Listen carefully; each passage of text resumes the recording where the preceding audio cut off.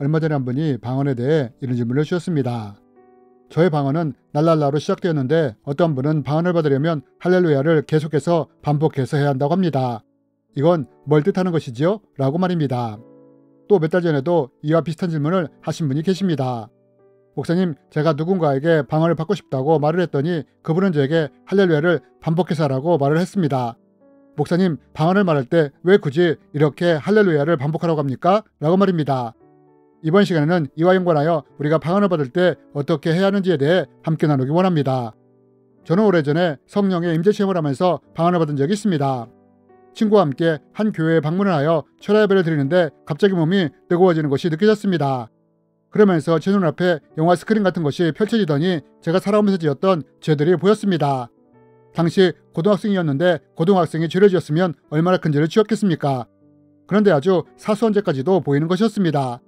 다른 영상에서도 말씀을 드린 적이 있지만 5살 때쯤 옆집에서 빈병 2개를 훔쳐 엿바꿔 먹은 것까지 보였습니다.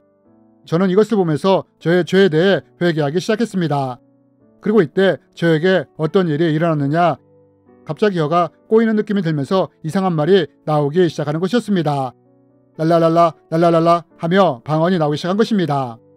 여러분, 과연 우리는 어떤 과정을 거쳐 방언을 받게 될까요? 먼저 우리가 알아야 할 방언에 대한 중요한 원리 중에 하나는 방언은 성령님이 임하실 때 주어진다는 것입니다. 여러분, 우리는 이것을 성경을 통해 볼 수 있지 않습니까? 오순절 마가다락방에서 120문도가 모여 기도를 할 때 어떤 일이 일어났습니까? 성령의 임재하심과 함께 이들이 방언을 하기 시작했다고 말하지 않습니까? 그들은 모두 성령으로 충만하게 되어서 성령이 시키시는 대로 각각 방언으로 말하기를 시작하였다. 또 사도 바울이 사람들에게 기도를 했을 때 성령님이 임하시면서 어떤 일이 일어났다고 합니까? 성령님이 임하시면서 방언을 하기 시작했다는 것입니다. 베드로와 함께 온 할례 받은 신자들이 이방인들에게도 성령 부으심으로 말미암아 논란이 이는 방언을 말하며 하나님 높임을 들음이러라. 여러분, 우리가 이 말씀들을 통해 알 수 있는 방언의 특징이 무엇입니까? 그것은 방언은 성령님이 임하신 사람에게만 나타나는 현상이라는 것을 알 수 있습니다. 그러나 이렇게 말하면 어떤 분들은 이런 생각을 하실 수도 있습니다. 만약 방언이 성령님이 임한 사람들에게만 나타나는 현상이라면 방언을 못하는 나는 성령님이 임하시지 않은 걸까? 라고 말입니다. 여러분, 이에 대해 어떻게 생각하십니까? 이제부터 우리가 어떤 경우에 방언을 받지 못하는지, 또 어떤 경우에 어떤 과정을 거쳐 방언을 받게 되는지에 대해 말씀을 드리기 원합니다. 제가 처음 신앙생활을 했던 교회는 방언도 은사도 인정하지 않던 교회였습니다. 은사나 방언은 휴대계 시대의 끝이 났고 지금은 이러한 것들이 나타나지 않는다고 가르쳤습니다. 그런데 이런 교회에 다녔던 제가 어떻게 방언을 체험하게 되었느냐? 저는 친구와 함께 어떤 교회의 철야 예배에 참석하게 되었습니다. 당시 철야 예배는 밤 11시에 시작하여 5시까지 드려졌습니다. 친구와 함께 처음 철야 예배에 참석했을 때는 거부감이 들었습니다. 왜냐하면 사람들이 기도를 하는데 너무 시끄럽게 기도를 했기 때문입니다. 나중에 이것이 통성기도라는 것을 알았지만 당시 제가 다녔던 교회는 소리를 내서 기도하는 교회가 아니었기에 이렇게 시끄럽게 기도하는 것을 보며 교회가 무슨 시장통인가? 라며 거부감이 든 것입니다. 또 하나님이 귀가 머셨나? 속으로 기도해도 하나님이 다 들으시는데 굳이 이렇게 시끄럽게 기도할 필요가 있나? 라는 생각도 들었습니다. 그런데 기도하는 사람들을 구경을 하다가 이상한 말로 기도하는 사람들을 보게 되었습니다. 한국말도 영어도 아닌 이상한 말로 기도를 하는 것이었습니다. 이상한 말로 열정적으로 기도를 하는 것이었습니다. 그리고 이후에 몇 주 더 철야 예배에 참석하게 되었는데 이때 이상한 말로 기도하는 사람들을 보며 문득 이런 생각을 하게 되었습니다. 나도 저 사람들처럼 저런 언어로 열정적으로 기도해보고 싶다 라는 사모함이 든 것입니다. 그리고 이것을 하나님께 기도로 올려드렸습니다. 그리고 얼마 지나지 않아 제가 어떤 경험을 하게 되었느냐, 성령님의 강력한 임재하심을 경험하게 되었습니다. 그리고 이때 혀가 꼬부라지면서 이상한 말이 나오기 시작했습니다. 랄랄랄라 하며 이상한 말이 나오기 시작한 것입니다. 저는 나중에 이것이 방언이라는 것을 알게 되었습니다.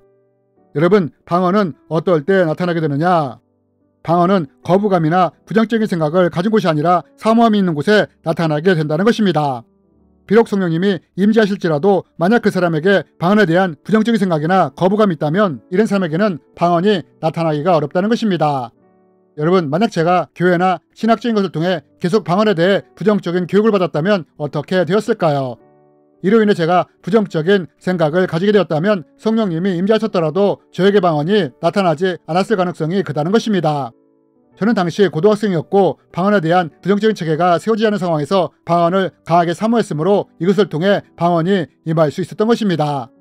그러므로 여러분, 우리가 방언에 대해 알아야 할 것은 누군가가 방언에 대해 거부감이 있다거나 부정적으로 생각을 한다면 이런 사람에게는 방언이 임하는 것이 제한될 수 있다는 것입니다. 하지만 반대로 방언에 대해 사모하며 갈망하게 된다면 이런 분에게는 방언이 쉽게 임할 수 있다는 것입니다. 또 우리가 방언에 대해 알아야 할 것은 방언은 기도의 언어라는 것입니다. 즉 성령님이 우리의 기도를 돕기 위해 주시는 기도의 언어라는 것입니다.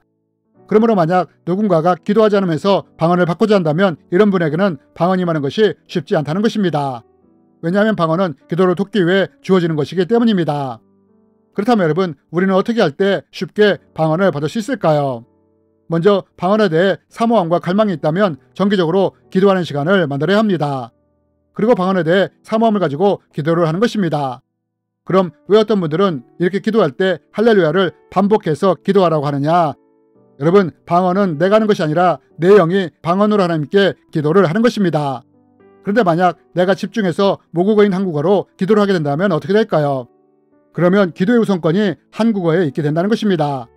즉 혀에 대한 우선권이 영이 아니라 혼에 있게 되므로 우리가 한국어로 집중해서 기도를 하게 된다면 영이 방언으로 기도하는 것이 어려워진다는 것입니다. 그래서 어떤 분들은 내가 내 혀를 붙잡는 의지를 분산시키기 위해 할렐루야를 거꾸로 반복해서 기도하라고 하는 것입니다. 이렇게 할 때 내가 내 혀에 집중하는 것이 약해지므로 방언이 쉽게 임할 가능성이 커지기 때문입니다. 이런 이유로 어떤 분들은 방언을 받고자 한다면 할렐루야를 반복해서 말하라고 하는 것입니다. 하지만 저는 이러한 방법은 그리 추천하지 않습니다. 왜냐하면 이렇게 하면 방언은 쉽게 받을 수 있을지 모르지만 이로 인해 방언을 인위적으로 받게 하는 것처럼 느껴질 수 있고 또 방언의 귀중함이나 소중함을 잘 느끼지 못할 수 있기 때문입니다. 그래서 저 같은 경우는 시간이 걸리더라도 마음에 방언에 대한 강한 사모함을 품고 성령님께 방언을 달라고 부르짖어 기도하라고 합니다. 보통 이렇게 20분 정도 기도를 하면 대부분의 사람들에게 방언이 임하는 것을 볼 수 있습니다. 그리고 이렇게 강한 사모함을 가지고 기도할 때 방언을 받게 되므로 방언을 소중히 여기게 됩니다. 여러분, 방언은 성령님이 우리의 기도를 돕기 위해 주시는 기도의 선물입니다. 또한 방언은 우리의 영적인 성장을 돕기 위해 주시는 선물이기도 합니다. 하지만 우리 안에 방언에 대한 거부감이나 부정적인 생각이 있다면 방언의 임재하심이 제한될 수 있다는 것입니다. 그러므로 만약 우리 가운데 방언을 받고 싶은 분이 있다면 먼저 방언에 대한 열린 마음과 사모함을 갖고 기도하는 것입니다. 이렇게 할 때 성령님이 우리의 사모함을 통로로 하여 방언을 부어주실 수 있기 때문입니다. 주님의 이름으로 여러분을 축복합니다.